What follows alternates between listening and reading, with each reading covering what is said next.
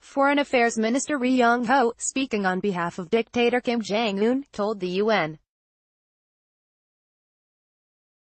General Assembly that the shift in focus from developing nuclear weapons to economic development was a product not of a lack of will to create the weapons, but of having achieved full nuclearization. He added that, without concessions from the United States, there was no way North Korea would abandon its illegal weapons program.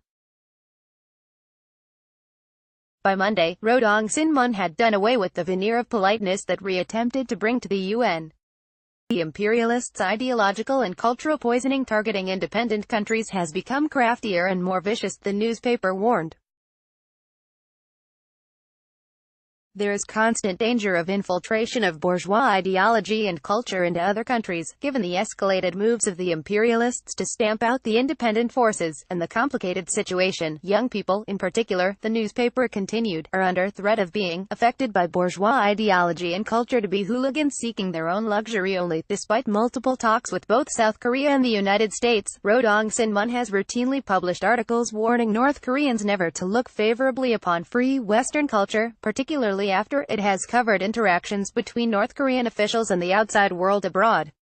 The state newspaper did cover Ri's visit to the United Nations with a basic report on his remarks.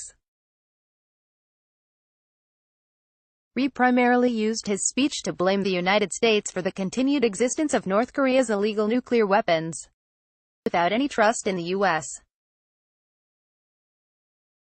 There will be no confidence in our national security, and under such circumstances, there is no way we will unilaterally disarm ourselves first, Ri asserted.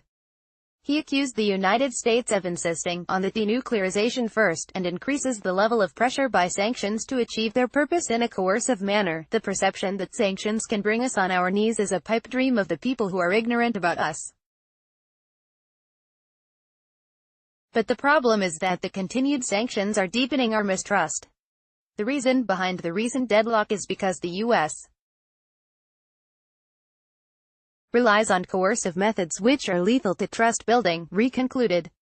Ri also emphasized that the call by Kim Jong-un to replace nuclearization efforts with economic development was not a refusal to expand nuclear capability, merely proof that we have sufficiently consolidated national defense capabilities and war deterrence to cope with the nuclear threats against the DPRK. North Korea has some support within the United Nations for lifting the unprecedented sanctions regime it is currently under. China and Russia, two permanent members of the Security Council, have both begun lobbying to lift international sanctions to reward North Korea for holding meetings with South Korea and the United States, both countries which have had to pay for hosting lavish events to please the expensive tastes of their impoverished guests. North Korean state media attempted to return the favor to China, at least, with an extensive congratulations posting on National Day, October 1.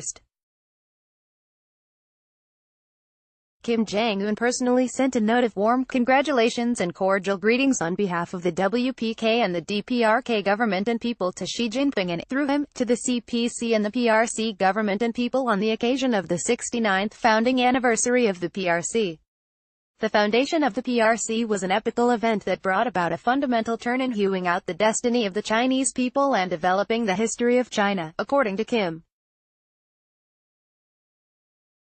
Despite talks between America and North Korea stalling in the past months, President Donald Trump told a crowd at a rally on Saturday that dialogue between the two countries has been a tremendous success.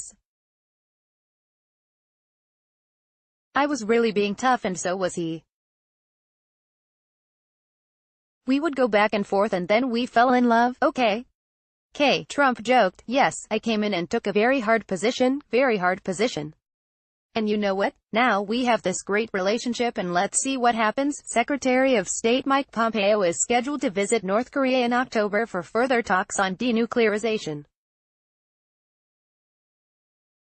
Follow Francis Martel on Facebook and Twitter.